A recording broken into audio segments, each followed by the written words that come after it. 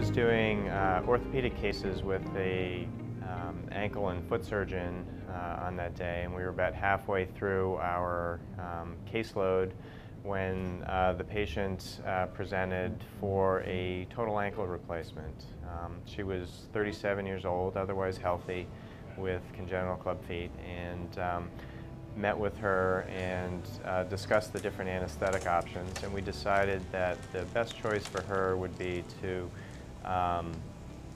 do a general anesthetic with an ankle block called a popliteal fossa block for postoperative pain control. So we positioned her for the block, had our monitors on, did everything that we usually do for this block, placed the block without any problems at all. And as we were getting ready to reposition her on the stretcher and take her to the operating room, the patient all of a sudden got very confused and progressed to having a grand mal seizure.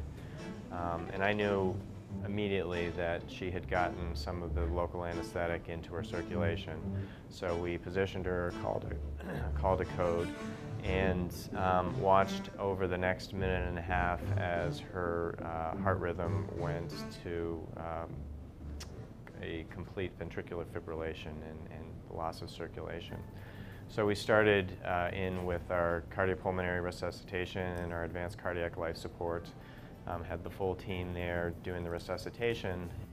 So we crashed across the hall and went into that room, and within about 30 minutes of the onset of this event, we had her on cardiopulmonary bypass through a midline sternotomy.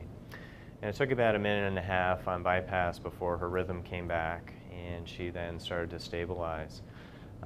And I think it wasn't until that point where the whole impact of what had just happened started to sink in on me. You know, up until that point, we had been just sort of in our automated functional resuscitative role, and now that was over, and you know, what I had just precipitated started to sink in on me, and I felt very strongly at that point that I had to reach out and to talk to the family about, you know, what had happened and my part in that. So I went up to the family liaison area with the orthopedic surgeon and found the patient's husband in a small conference room by himself with the door shut, just pacing back and forth, panicked and just, you know, just full of fear and anxiety, just visible in every action that he was doing all over his face. And when we went into the room, he just came at me with emotion and, you know, just very physical towards me, asking me, you know, what had I done to his beautiful wife. And I just realized at that point, you know, now I was just at the full impact of what had just happened.